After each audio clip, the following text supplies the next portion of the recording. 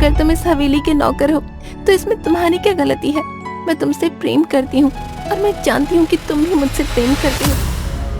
आज रात थाने में तेरी ऐसी कुटाई करूंगा और फिर चार्ज लगाकर तुझे अंदर करूंगा कि तू कभी भी बाहर की शक्ल नहीं देख पाएगा। गौरव, अपनी जान बचाकर भागो, नहीं तो ये तुम्हें किसी उल्टे सीधे केस में अंदर कर देगा। लगता है अब मुझे ये गांव छोड़ना ही पड़ेगा। मैं बिल्कुल सही कह रहा हूँ। तुम्हारा पिता ठाकुर चंदन मेरा मित्र था, तुम उसी के पुत्र हो। अब मुझे सब समझ में आ गया है। ये डायरी मेरे पिता की है। इसमें लिखा है कि उन्हें रतन और उनकी पत्नी से जान का खतरा लगने लगा था। इसका मतलब उनकी हत्या हुई थी। सुबह का समय था। सुंदरपुर गांव में ठाकुर रतन सिंह की सफेद रंगों से रंगी हवेली की ऊंची दीवारें, नक्काशीदार झरोखे और विशाल आंगन रोशनी में चमक रहे थे। हवेली के अंदर एक कमरे में ठाकुर रतन सिंह का नौकर गौरव फर्श पर पोछा लगा रहा था। तभी वहाँ पर हवेली की मालकिन कौशल्या आ पहुँची। अरे ये क्या, तूने अभी तक इस कमरे की साफ सफाई नहीं की? बस मालकिन, पूरी होने ही वाली है। पोछा लगाना बाकी रह गया था। जल्दी से काम पूरा कर और फिर रसोई में आ। इतना कहकर कौशल्या वहाँ से चली गई। गौरव ने जल्दी जल्दी पूरे कमरे में पोछा लगाया और कुछ ही देर में फर्श जगमगाने लगा।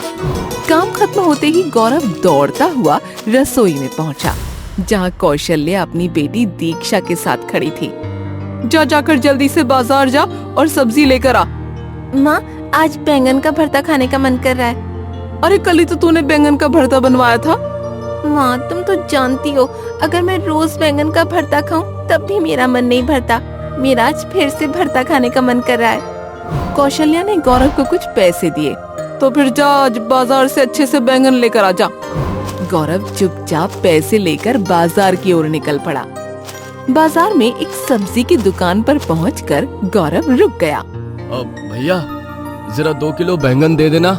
अरे ये क्या गौरव, कल ही तो तुम बैंगन लेकर गए थे।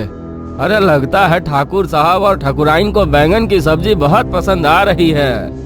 अरे जल्दी से बैंगन दे दो, फालतू की बात करने का वक्त नहीं है मेरे पास। हाँ हाँ, पता है, तेरी तो बहुत इस गांव में मीलें चल रही है ना। अरे ठाकुर रतन सिंह की हवेली में 2 कौड़ी का नौकर है तू। दुकानदार की बात सुनकर गौरव कुछ नहीं बोला।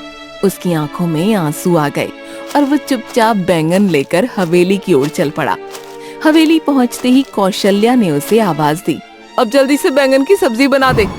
गौरव तुरंत रसोई में बैंगन की सब्जी बनाने लगा। कुछ देर बाद वो कौशल्या के कमरे में पहुंचा। मालकिन, बैंगन की सब्जी तैयार हो गई है। आप कहो तो खाना परोस दूं? नहीं, खाना हम खुद ले लेंगे, अब तुम जा सकते हो।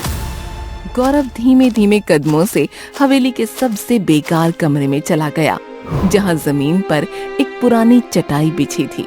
वो वहीं बैठकर अपना पसीना पोंछने लगा। तभी दीक्षा थाली लेकर वहां आ पहुंची।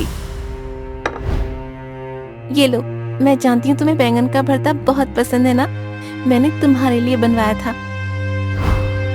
देखो दीक्षा, तुम क्यों नहीं समझती कि मैं इस हवेली का नौकर हूँ। मालकिन ने मुझे बचपन से पाल पोस कर बड़ा किया है। अगर उन्होंने कभी तुम्हें मेरे साथ देख लिया तो तुम नहीं जानती वे मेरा क्या करेंगे। वे मुझे मार देंगे और साथ ही तुम्हें भी मार देंगे। ये सुनते ही दीक्षा की आंखों में आंसू आ गए। अगर तुम इस हवेली के नौकर हो तो इसमें तुम्हारी क्या गलती है? देखो गौरव, मैं तुमसे प्रेम करती हूँ और मैं जानती हूँ कि तुम भी मुझसे प्रेम करते हो। अच्छा सुनो, मैं आज गांव में नदी किनारे जा रही हूँ, तुम्हारा इंतजार करूंगी, मुझसे मिलने के लिए जरूर आना। दीक्षा वहाँ से चली गई। कुछ देर बाद जैसे ही गौरव हवेली से बाहर निकला, सामने ठाकुर रतन सिंह खड़े थे। रोज दोपहर के समय तुम हवेली से कुछ देर के लिए गायब हो जाते हो। अरे आखिर जाते कहाँ हो? अब कहीं नहीं मालिक, बस कभी कभी हवेली में घुटन सी महसूस होती है तो ठंडी हवा लेने के लिए गांव की जंगल की सैर करता हूँ। ठीक है, लेकिन जल्दी आ जाना। गौरव चुपचाप वहाँ से चला गया। गौरव सीधा जंगल के पास बहती नदी किनारे पहुँच गया, जहाँ दीक्षा उसका इंतजार कर रही थी। आज तो मैं डर ही गया था। लगता है सेठ जी को मुझ पर शक हो गया है। अब बस भी करो, एक ना एक दिन तो उन्हें पता चल ही जाएगा। और तुम अच्छी तरह से जानती हो कि मैं शादी करूंगी तो सिर्फ तुमसे। अभी तुम नादान हो दीक्षा, तुम इन दुनिया वालों को नहीं जानती। जिस दिन दुनिया वालों को हमारी सच्चाई पता लगेगी, तुम अंदाजा भी नहीं लगा सकती कि उस दिन क्या होगा। दीक्षा मुस्कुराई और गौरव से बातें करने लगी। नदी का बहता पानी उनके प्रेम और आने वाले तूफान की गवाही दे रहा था। इधर दूसरी ओर ठाकुर रतन दास के दो नौकर रंगा और बिल्ला, जो दिन भर गांव में आवारागर्दी करते थे, आए दिन लड़कियों को छेड़ते रहते थे, जंगल में एक पेड़ के नीचे बैठे हुए थे। ए बिल्ला, अब गांव की छोरियों में पहले जैसी बात नहीं रही। अब तो मुझे लगता है कि शहर जाकर ही कोई लड़की देखनी पड़ेगी। बकवास बंद कर। मैं जानता हूँ कि गांव की कोई भी लड़की तुझे घास नहीं डालती, इसलिए अब तुझे गांव की लड़कियों में वो बात नजर नहीं आ रही। ये सुनकर बिल्ला गुस्से में आ गया। तेरी गलत फहमी है रंगा। गांव की हर सुंदर लड़की मुझ पर जान छिड़कती है। पता है, पिछली बार चंपा ने तुम्हारे चेहरे पर जो सैंडल मारी थी, अरे उसका निशान अभी भी तुम्हारे गाल पर है। बिल्ला और ज्यादा गुस्से में आ गया। मेरी पोल खोलने से पहले अपने ऊपर भी देख ले। याद है, कुछ दिन पहले झुमरी ने गांव की चौपाल के सामने चप्पलों से तेरी जमकर पिटाई की थी, क्योंकि तूने उसे आई लव यू बोल दिया था। ये सुनकर रंगा भी गुस्सा हो गया और उठकर खड़ा हो गया। मुझे तेरी बकवास बातें सुनने में कोई दिलचस्पी नहीं। चल जल्दी से हवेली चलते हैं, ठाकुर साहब हमारा इंतजार कर रहे होंगे। अरे तू तो बुरा मान गया मेरे दोस्त। चल ठीक है, चलते हैं हवेली, लेकिन अभी मुझे बहुत जोर से प्यास लगी है। चल पहले नदी का पानी पीते हैं। रंगा और बिल्ला वहाँ से नदी की ओर चल पड़े। जैसे ही वो नदी के पास पहुँचे, उन्होंने गौरव और दीक्षा को बैठे हुए देख लिया। दोनों एक साथ चौंक गए। अरे बिल्ला भाई, जो मैं देख रहा हूँ, क्या वो हकीकत है या मैं कोई सपना देख रहा हूँ? ए रंगा, यह सपना नहीं हकीकत है। पहले तो मुझे शक था, लेकिन अब वो शक यकीन में बदल गया है। यह नौकर तो हमसे 4 कदम आगे निकल गया। इसने तो दीक्षा मालकिन को अपने प्रेम जाल में फंसा लिया है। ये सुनते ही रंगा क्रोधित हो गया। लेकिन मैं इसे इसके मकसद में कामयाब नहीं होने दूंगा। अगर इस नौकर की शादी दीक्षा मालकिन से हो गई तो ये बैठे बैठे करोड़पति बन जाएगा और फिर हम पर हुक्म चलाएगा। इससे पहले कि वो दिन आए, हमें तुरंत सेठ जी को ये बात बतानी चाहिए। रंगा और बिल्ला दौड़ते हुए ठाकुर रतन दास के पास पहुंच गए और सारी घटना उन्हें बता दी। रंगा और बिल्ला की बात सुनकर ठाकुर रतन दास बुरी तरह क्रोधित हो गए। तभी मैं कहूँ कि वो रोज दोपहर में कहाँ जाता है। कुछ देर बाद दीक्षा वहाँ अकेली आई। ठाकुर रतन दास ने उससे कुछ नहीं कहा। दीक्षा के जाने के थोड़ी देर बाद गौरव वहाँ आ पहुँचा। कहाँ से आ रहा है? आपको बताया तो था सेठ जी। ठाकुर रतन दास ने गुस्से में एक डंडा उठा लिया। मुझे पता है तू कहाँ से आ रहा है। तेरी हिम्मत कैसे हुई मेरी बेटी को प्रेम जाल में फंसाने की? रंगा और बिल्ला ने तुझे और मेरी बेटी को बात करते हुए अपनी आंखों से देखा है और तुम दोनों की बातचीत भी सुनी है। इतना कहते ही ठाकुर रतन दास ने डंडे से गौरव की पिटाई शुरू कर दी। तभी दीक्षा वहाँ दौड़ती हुई आ गई। पिताजी, ये आप क्या कर रहे हैं? मैं इससे प्रेम करती हूँ। ठाकुर रतन दास ने गुस्से में दीक्षा के गाल पर थप्पड़ जड़ दिया। अंदर चली जाओ हवेली में, इससे पहले कि मैं अपना आपा खो दूं। ठाकुर रतन दास ने गौरव की ओर देखा। आइंदा मेरी हवेली के आसपास भी भटका तो तेरी जान ले लूंगा। तभी रंगा हंसते हुए आगे बढ़ा। तू क्या हमारे सेठ जी को मूर्ख समझ रहा था? अरे माना कि हमारे सेठ जी गांव में सबसे बड़े बेईमान हैं, अत्याचारी है, क्रूर है और इनसे बड़ा मक्कार आदमी पूरे गांव में कोई नहीं है। अरे लेकिन इसका मतलब ये नहीं कि वे अपनी बेटी को तेरे जैसे सीधे साधे नौकर के हवाले कर देंगे। ये सुनकर ठाकुर रतन दास और भड़क गया। क्या बकवास कर रहा है तू रंगा? अरे सेठ जी, यह तो आपकी प्रशंसा कर रहा है। चुप रहो तुम दोनों, यह प्रशंसा नहीं मेरी बुराई है। कितनी बार कहा है कि तुम सब कुछ किया करो, लेकिन मेरी प्रशंसा मत किया करो। इतना कहकर ठाकुर रतन दास ने गौरव की ओर कड़ी नजर से देखा। अरे खड़े खड़े मेरी शक्ल क्या देख रहा है? तुझे जिंदा छोड़ दिया, यही तेरे लिए बहुत है। दफा हो जाए यहाँ से। कुछ ही देर में सुंदरपुर गांव में ये खबर जंगल की आग की तरह फैल गई। गौरव एक पेड़ के नीचे बैठ गया और फूट फूट कर रोने लगा। मैंने मना किया था, लेकिन दीक्षा नहीं मानी। मुझे पता था कि इसका अंजाम यही होगा। तभी वहाँ गांव का मुखिया पहुंचा। अरे गौरव, मुझे जो बात पता लगी है, क्या वो सच है? हाँ मुखिया जी, सेठ जी ने मुझे धक्के देकर हवेली से बाहर निकाल दिया। गांव में कोई भी मेरी मदद नहीं कर रहा। समझ में नहीं आ रहा कि मैं अब कहाँ रहूंगा। मुखिया का दिल पसीज गया। अरे चल, मेरे घर चल। मुखिया गौरव को अपने घर ले गया।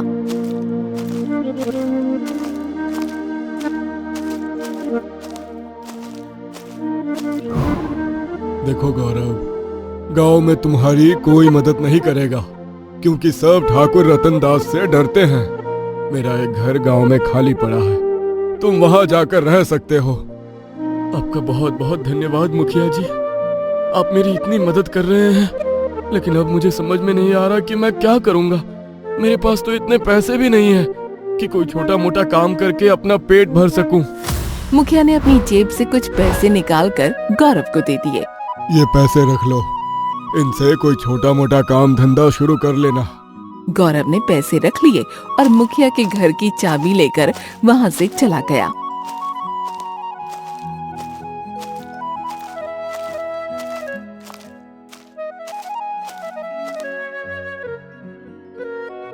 गौरव ने घर की साफ सफाई की। अब मुझे कोई काम शुरू करना होगा, लेकिन समझ में नहीं आ रहा कि क्या काम करूं। तभी उसके दिमाग में एक विचार आया। एक काम करता हूँ, मुझे पानी पूरी बहुत अच्छी बनानी आती है। मैं पानी पूरी का ठेला लगाकर गांव में बेचूंगा।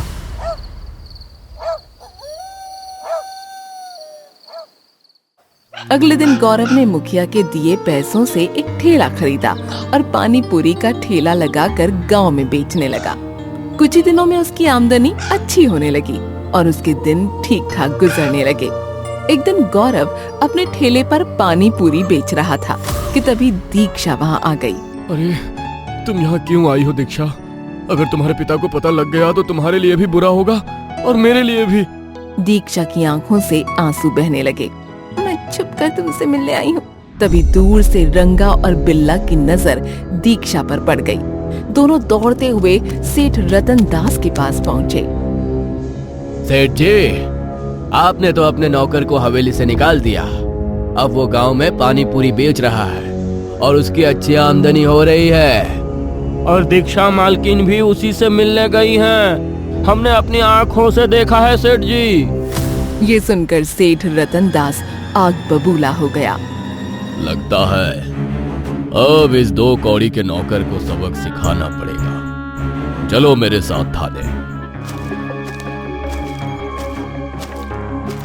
ठाकुर रतन दास रंगा और बिल्ला को साथ लेकर सीधा थाने पहुंचा। वहां इंस्पेक्टर सूरज बैठा था, जो सेठ रतन दास के इशारों पर चलने वाला अफसर था। सेठ रतन दास ने सारी घटना इंस्पेक्टर सूरज को बता दी। चिंता मत करो, आज ही मैं उस 2 कौड़ी के नौकर का पानी पूरी का ठेला तोड़ दूंगा और उसे गिरफ्तार करके ऐसे केस में अंदर करूंगा कि वो सारी जिंदगी बाहर की शक्लें नहीं देख पाएगा। इतना कहकर इंस्पेक्टर सूरज, सेठ रतन दास, रंगा और बिल्ला सीधा गौरव के ठेले पर पहुंच गए। इत्तेफाक से दीक्षा अभी भी वहीं खड़ी थी। सबको देखकर दीक्षा डर गई। तुझे मैं बाद में देखूंगा, पहले इस 2 कौड़ी के नौकर की खबर लेनी होगी। इंस्पेक्टर सूरज ने गौरव का ठेला तोड़ दिया। आज रात थाने में तेरी ऐसी कुटाई करूंगा और फिर चार्ज लगाकर तुझे अंदर करूंगा कि तू कभी भी बाहर की शक्ल नहीं देख पाएगा। ये सुनकर दीक्षा कांप गई। गौरव अपनी जान बचाकर भागो, नहीं तो ये तुम्हें किसी उल्टे सीधे केस में अंदर कर देगा। गौरव समझ गया कि वो बहुत बड़ी मुसीबत में फंस चुका है। उसने इंस्पेक्टर सूरज को धक्का दिया और वहाँ से भाग निकला। इंस्पेक्टर सूरज गौरव के पीछे दौड़ा, लेकिन गौरव की रफ्तार उससे कहीं तेज थी। उधर सेठ रतन दास दीक्षा को लेकर रंगा और बिल्ला के साथ हवेली लौट गया। भागते भागते गौरव गांव की सीमा पर पहुंच गया। तभी उसकी नजर एक बंद पड़े सुंदर से मकान पर पड़ी, जो शायद बरसों से खाली पड़ा था। गौरव ने तुरंत खिड़की तोड़ी और घर के अंदर घुस गया। वो लंबी लंबी सांसें लेने लगा। लगता है अब मुझे ये गांव छोड़ना ही पड़ेगा। तभी गौरव की नजर दीवार पर लगी एक तस्वीर पर पड़ी। वो तस्वीर देखकर चौंक गया। तस्वीर में एक सुंदर आदमी, एक सुंदर औरत और 3 साल का एक बच्चा खड़ा था। ये कैसे हो सकता है? ये तो मेरा ही बचपन है। तस्वीर में दिख रहे ये लोग कौन हैं? आखिर ये किसका घर है? गौरव धीरे धीरे पूरे घर को देखने लगा। कुछ देर बाद वो एक कमरे में पहुंचा, जहां एक पुरानी डायरी रखी थी। गौरव ने डायरी उठाई और पहला पन्ना खोलकर पढ़ने लगा। जैसे जैसे वो पढ़ता गया, उसके चेहरे का रंग बदलता चला गया। जब उसने आखिरी पन्ना पढ़ा तो उसमें लिखा था, आज मुझे अपने नौकर रतन और उसकी पत्नी कौशल्या से बहुत डर लग रहा है। मुझे उन दोनों के इरादे ठीक नहीं लगते। मैं बहुत जल्द उन दोनों को काम से निकाल दूंगा। मुझे लगता है कि उनकी नजर मेरी प्रॉपर्टी पर है। गौरव ने डायरी बंद कर दी। आखिर ये किसकी डायरी है? उसी वक्त आसमान में काले बादल घेर आए, बिजली कड़कने लगी और तेज बारिश शुरू हो गई। गौरव ने धीरे से तस्वीर उठाई और रात के अंधेरे में बारिश के बीच गांव के मुखिया के घर की ओर चल पड़ा। रात के अंधेरे में गौरव गांव के मुखिया के घर का दरवाजा खटखटाने लगा। मुखिया ने जैसे ही दरवाजा खोला, गौरव को देखकर वो चौंक पड़ा। अरे गौरव, तुम जल्दी से अंदर आओ। ठाकुर के आदमी रंगा और बिल्ला तुम्हें तलाशते फिर रहे हैं। गौरव तुरंत अंदर आ गया। तुम्हारे हाथ में क्या है? गौरव ने तस्वीर और डायरी मुखिया के सामने रख दी और सारी घटना बता दी। आखिर ये सब कुछ क्या है मुखिया जी? मुखिया की आंखों में आंसू आ गए। एक सच्चाई है जो मैंने तुम्हें आज तक नहीं बताई, और गांव में कोई बताने की हिम्मत भी नहीं करता, क्योंकि सबके मन में ठाकुर का डर भरा हुआ है। लेकिन आज मैं चुप नहीं रहूंगा। कैसी सच्चाई? जिस घर में तुम्हें यह तस्वीर और डायरी मिली है, वो घर तुम्हारे ही पिताजी का था, और जिस हवेली में तुम बरसों से नौकर बने हो, दरअसल उस हवेली के असली वारिस तुम हो। ये सुनकर गौरव चौंक पड़ा। ये क्या कह रहे हैं आप? मैं बिल्कुल सही कह रहा हूँ। तुम्हारा पिता ठाकुर चंदन मेरा मित्र था। तुम उसी के पुत्र हो। मुखिया ने बीते वर्षों की कहानी सुनानी शुरू की। बरसों पहले ये गांव बहुत खुशहाल था। ठाकुर चंदन और तुम्हारी माँ सुमित्रा देवी गांव वालों का बहुत ख्याल रखते थे। गौरव ध्यान से सुन रहा था। एक दिन 2 लोग उनकी हवेली में आए। कौन 2 लोग? रतन और कौशल्या। दोनों बहुत गरीब थे। उन्होंने तुम्हारे पिता से विनती की कि उन्हें नौकरी पर रख लें। तुम्हारे पिता को उन पर दया आ गई और उन्हें हवेली में साफ सफाई के काम पर रख लिया। मुखिया की आवाज भारी हो गई। धीरे धीरे उन दोनों ने तुम्हारे पिता का भरोसा जीत लिया। फिर एक दिन अचानक तुम्हारे माँ बाप गायब हो गए। गांव वालों को बताया गया कि उन्होंने सारी जायदाद रतन के नाम कर दी है। गौरव की आंखों से आंसू बहने लगे। धीरे धीरे तुम्हारी हवेली की नौकरानी कौशल्या सेठ बन गई और नौकर रतन ठाकुर रतन सिंह बन गया। जिस हवेली का ठाकुर तुम्हें बनना चाहिए था, उसी हवेली का तुम नौकर बना दिए गए। गौरव ने कांपते हाथों से डायरी का आखिरी पन्ना मुखिया के सामने रख दिया। अब मुझे सब समझ में आ गया है। ये डायरी मेरे पिता की है। इसमें लिखा है कि उन्हें रतन और उनकी पत्नी से जान का खतरा लगने लगा था। आपने बताया कि मेरे माता पिता रहस्यमयी हालत में गायब हो गए थे। इसका मतलब उनकी हत्या हुई थी। मुखिया चौंक पड़ा। बरसों तक मैं चुप रहा, लेकिन अब नहीं। अभी कुछ देर पहले मुझे पता चला है कि हमारे गांव में शहर से एसपी आए हुए हैं। वो बहुत ईमानदार अफसर है। उनके सामने इंस्पेक्टर सूरज की एक नहीं चलेगी। आज मैं इस कहानी का अंत करके रहूंगा। मुखिया बाहर निकला और गांव वालों को इकट्ठा करके गौरव के साथ थाने पहुंच गया। थाने में इंस्पेक्टर सूरज बैठा था और मुख्य कुर्सी पर एसपी बैठे थे। मुखिया ने डायरी एसपी को सौंप दी और पूरी घटना बताने लगा। साहब, ये लोग ठाकुर साहब से जलते हैं। मुखिया गुस्से में आ गया। नहीं एसपी साहब, ये झूठ बोल रहा है। ये तनख्वाह सरकार से लेता है और नौकरी ठाकुर की करता है। एक बार ठाकुर और उसके परिवार को यहाँ बुला लीजिए, सच अपने आप सामने आ जाएगा। एसपी ने गहरी नजर से इंस्पेक्टर सूरज को देखा। मेरे बाल धूप में सफेद नहीं हुए हैं। मैं आंखों में सच्चाई पढ़ना जानता हूँ। कुछ ही देर में ठाकुर रतन दास, कौशल्या, रंगा, बिल्ला और दीक्षा थाने में खड़े थे। एसपी ने पूरी घटना ठाकुर को बताई और डायरी उसके हाथ में दे दी। अब साफ साफ बता दो कि तुमने अपने मालिक और मालकिन की हत्या कैसे की और उनकी जायदाद के मालिक कैसे बने। ठाकुर रतन दास के चेहरे का रंग उड़ गया। वो एसपी के पैरों में गिर पड़ा। हमें माफ कर दीजिए साहब, हमें माफ कर दीजिए। मैंने और मेरी पत्नी ने ठाकुर चंदन और उनकी पत्नी सुमित्रा देवी की गला घोंटकर हत्या कर दी थी। बाद में सारे कागज पर उनके अंगूठे लगाकर सारी जायदाद अपने नाम कर ली और सारे गांव में अफवाह फैला दी कि वे गायब हो गए हैं। कौशल्या रोने लगी। हमारा इरादा गौरव को भी मारने का था, लेकिन फिर सोचा कि मुफ्त का नौकर मिल रहा है। एसपी ने गुस्से से उन्हें देखा। तुम सब इंसानियत के नाम पर कलंक हो। एसपी ने इंस्पेक्टर सूरज की ओर देखा। अब तक तुम इनकी नौकरी कर रहे थे, लेकिन अब मेरी आंखों के सामने इनके खिलाफ रिपोर्ट लिखोगे। इंस्पेक्टर सूरज ने मजबूरी में चारों को हवालात में बंद कर दिया। थोड़ी देर बाद एसपी ने इंस्पेक्टर सूरज को भी बंद कर दिया। एसपी साहब, ये क्या कर रहे हैं आप? तुम्हारी जगह भी यही है, तुम्हारे खिलाफ भी कार्रवाई होगी। एसपी गौरव की ओर देखकर बोला। अब सारी जायदाद तुम्हारी है, सच्चाई सामने आ चुकी है। गौरव की आंखों से आंसू बहने लगे। दीक्षा, इसमें तुम्हारी कोई गलती नहीं है। मैं तुम्हें अपनी पत्नी बनाने के लिए तैयार हूँ।